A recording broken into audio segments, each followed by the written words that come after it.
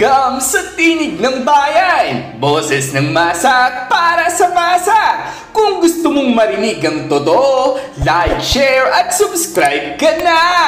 Magandang araw mga katinig ng bayan! May nakita nga tayong post ni Ka Eric Jeff Celis kung saan shinare niya ang quote ni Supreme Court Associate Justice Marvic Leonen. Hindi raw siya madalas sumasang-ayon kay Justice Leonen, pero this time, sabi niya, I stand with him on his timely assertion about the situation of our country and his call out on the Filipino people. Ito po yung sinabi ni Justice Leonen. Silence about corruption and abuse of power is not only in itself unjust. Our silence when we have the ability to speak is in itself a cause of injustice. Mga katinig ko, sobrang bigat nitong statement na to. Parang sinasabi niya, kapag tahimik tayo, kahit alam nating may mali, nagiging bahagi na rin tayo ng problema. Kung iisipin natin, tama naman si Justice Leonen. Ang katahimikan, lalo na sa usapin ng corruption at power abuse, ay parang kumpirmasyon na rin na okay lang ang mali. Pero hindi rin simple ito kasi sa totoo lang, marami rin natatakot magsalita dahil baka sila mapag-initan, lalo na kung mga taong makapangyarihan ang involved. Ang tanong, sino ba ang dapat unang magsalita? Tayo bang ordinaryong mamamayan? O yung mga nasa posisyon tulad ng mga opisyal ng gobyerno? At dito, gusto kong bigyan ng ibang anggulo itong usapan kasi sabi ni Justice Leonen, silence daw is injustice. Ngayon, maraming issue raw na kumakalat tungkol sa administrasyon nga raw ni na Pangulong Bongbong Marcos at Speaker Martin Romualdez. Hindi man tuwirang inaakusahan, pero ang daming lumalabas na balita tungkol sa mga power struggles umano at kung saan napupunta ang pondo ng gobyerno, lalo na mga confidential funds at mga malalaking budget allocations. Disclaimer lang mga katinig ko, lahat ng ito ay mga napapabalita at usap-usapan lang.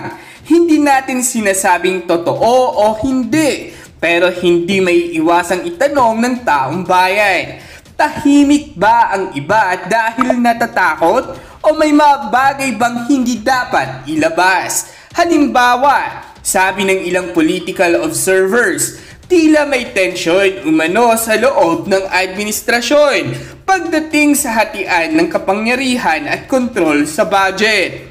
May mga nagsasabi raw na si Speaker Romualdez ay may malaking impluensya sa Kongreso, lalo na sa pag-aproba siguro nga raw ng budget. May mga nagsasabi naman na may distansya raw minsan si Pangulong Marcos kay Speaker Romualdez nga raw, lalo na kung may issue ng public perception o mga hindi magandang balita. Hindi natin alam kung totoo lahat yan, pero pumabalik tayo sa tanong ni Justice Leonen. Our silence when we have the ability to speak is in itself a cause of injustice. Kung may nakikita bang mali o katiwalian, sino ba dapat ang magsalita? Mga cabinet officials o mga mambabatas? O mismo si Pangulo at si Speaker Romualdez? Pero alam rin natin mga katinig ko, hindi basta-basta ang ganitong sitwasyon. Kasi kung sino man ang nalalantad, baka sila pa ang maipit o kasuhan. Kaya marami talaga ang pinipiling manahimik. Pero sabi nga ni Justice Leonen, silence is a cause of injustice. Marami raw ang nagsasabing ang mga big issues tulad ng corruption, overspending at mga power plays ay mas lumalala dahil walang gustong magsalita. Halimbawa nga raw, may mga ulat tungkol sa confidential funds na napakalaki ng halaga. May mga proyektong biglaan daw na inaaprubahan kahit kulang sa transparency. May mga tauhan umanong araw sa paligid ng mga mataas na opisyal na sinasabing nakikinabang. Again, puro umano. Usap-usapan lang po ito. Hindi natin sinasabing may kasalanan ang kahit sino. Pero hindi natin maiiwasan na itanong, tahimik ba ang iba kasi natatakot o kasi may pakinabang? Parang nga raw sa ilan, dapat maging patas tayong lahat.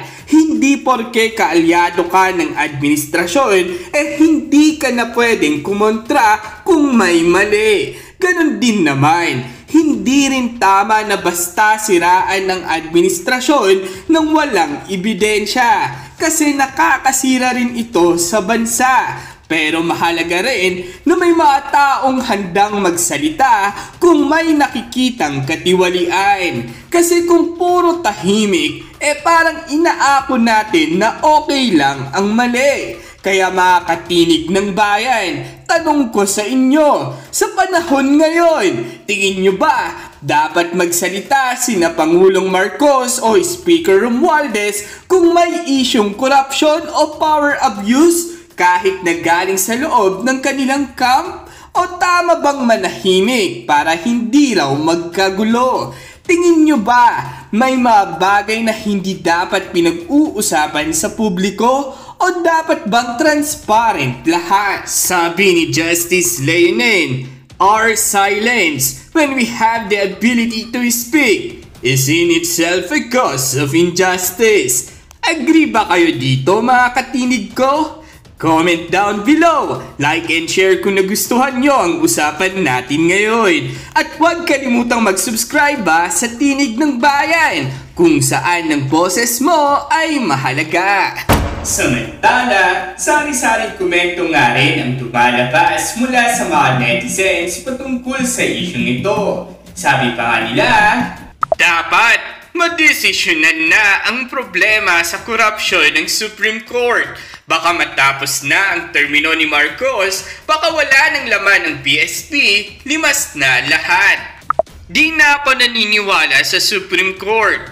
Ano nangyari sa Maharlika Investment Funds at 2025 oral arguments? Sa dami ng korupsyon, nagawa ng admin ay walang isa mang umaksyon. Ibig bang sabihin na takot ang lahat sa admin? Ubus na ang pera ng bayan na wala namang proyektong nagawa. Muli, ang mga opinyong ito ay pawang galing sa mga netizens at hindi nangangahulugang opisyal na pananaw ng ating programa. Layunin nating ilahad ang kabuuan ng pulso ng bayan. At dyan nagtatapos ang usapan natin ngayon. Kung may gusto kang idagdag o reaksyon, i-comment mo lang sa baba. Boses mo'y mahalaga. Huwag kalimutang i-like, share at subscribe para sama-sama nating palakasin ang Tinig ng Bayan. Hanggang sa susunod, tandaan, ang may alam, may laban! Awesome!